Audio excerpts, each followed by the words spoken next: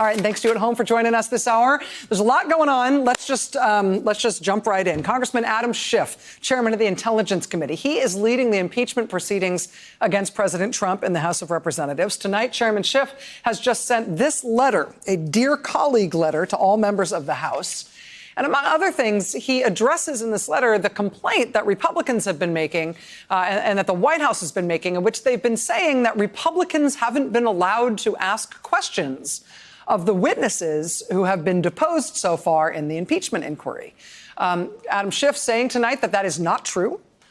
He says, quote, in each session, I have made an opening statement and offered the same opportunity to a member designated by the minority, by the Republicans.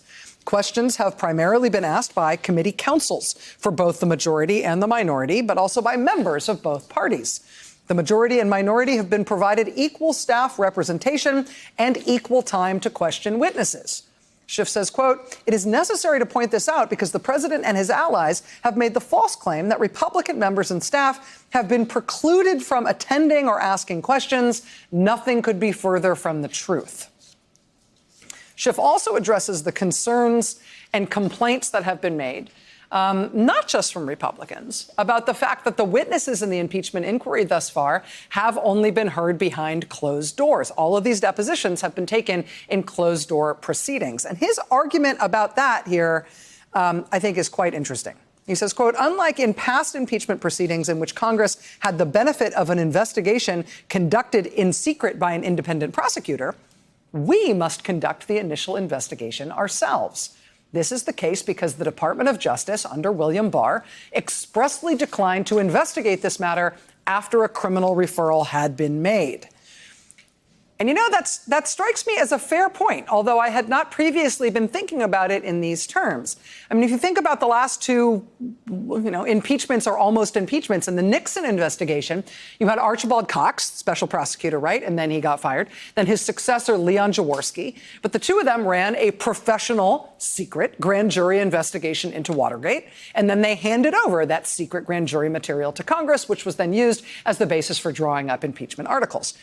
In the Clinton impeachment, it was good old Ken Starr who conducted a ostensibly secret but very leaky grand jury investigation. He and his staff then compiled that information into a shiny cover, heavy-breathing airport novel of a report, which was then handed over to Congress, and that was used as the basis of drawing up those impeachment proceedings as well. I mean, that's not how this is going, right? When it comes to the impeachment of Donald Trump. It is going to end up being a very important part of this history that we are now living through, that there really were multiple criminal referrals of the president's behavior that were made to the Justice Department at the outset of this process, reportedly from the top lawyer at the CIA, reportedly from the Office of the Director of National Intelligence. Those offices made criminal referrals that the Justice Department should investigate. It should look into whether the president had committed a crime by asking a foreign government to help him out against the Democrats for his reelection campaign. Those criminal referrals were made. Not only did the Justice Department under William Barr decline to bring any charges despite those criminal referrals, the way Barr's Justice Department handled it was to refuse to even investigate the issue. I mean, usually with a serious criminal referral, particularly coming from, not some partisan and not some rando, but from a serious part of the government with evidence to back it up, especially when there are multiple criminal referrals on the same point, you would expect, I would think, that at least the FBI would conduct a preliminary investigation. Talk to some of the people involved, look at some of the evidence. Under Bill Barr, instead, the Justice Department decided that they would not speak to a single witness, and they would just, from the get-go, decline to open an investigation into these matters. I think their feeling was that they just hoped this would go away. They literally talked to zero witnesses. They had the FBI do no investigation whatsoever. The Justice Department decided itself, nothing here, we are refusing to look into it. And that maybe felt like a good idea in the first place, but it has now led to a whole bunch of different consequences, which appear to be very much spinning outside of Bill Barr and the White House's control. I mean, one of them is what Congressman Schiff explains in this letter tonight. that decision by the Justice Department is what has led, in part, to this format we are now seeing for the impeachment investigation in the House. Schiff explains in this letter tonight that they would not have to do all the impeachment inquiry, depositions, and interviews in secret behind closed doors if this inquiry was being carried out following an FBI inquiry or a grand jury investigation. But because those things didn't happen, they've got to do the initial investigation themselves, and that means it has to happen in secret. It has to happen out of the public eye. And he explains why. Quote, the special counsels in the Nixon and Clinton impeachments conducted their investigations in private, and we must initially do the same. It is of paramount importance to ensure that witnesses cannot coordinate their testimony with one another to match their description of events or potentially conceal the truth. That, of course, is why grand jury testimony is secret, right? That you don't want witnesses knowing what other witnesses have said so they can't line up their witness testimony to match other people. Schiff says, quote, that said, let me be clear.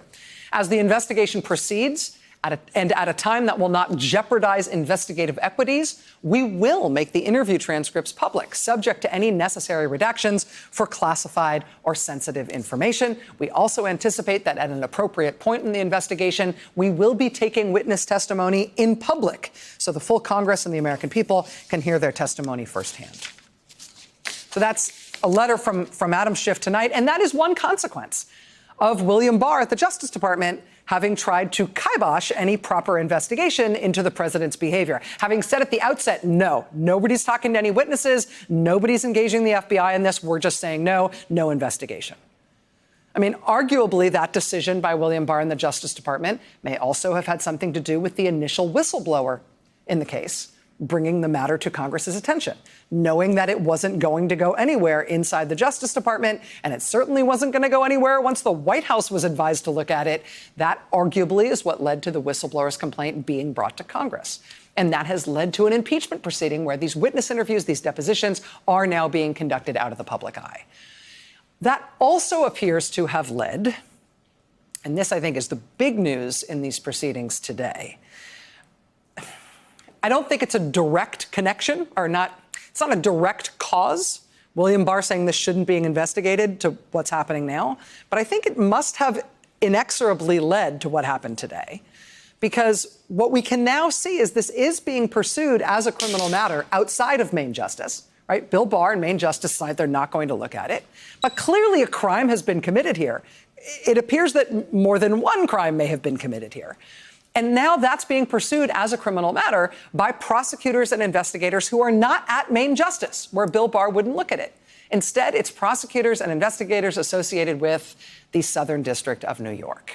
Now, lots of talk early on in the Mueller investigation, the Russia investigation, about how independent SDNY might be. They like to call themselves the Sovereign District of New York. They, in particular, more than any other U.S. attorney's office in the country, don't like to take direction from Main Justice. Well, it appears now that they are pursuing this as a criminal and counterintelligence matter, essentially outside of what Bill Barr is running at Main Justice.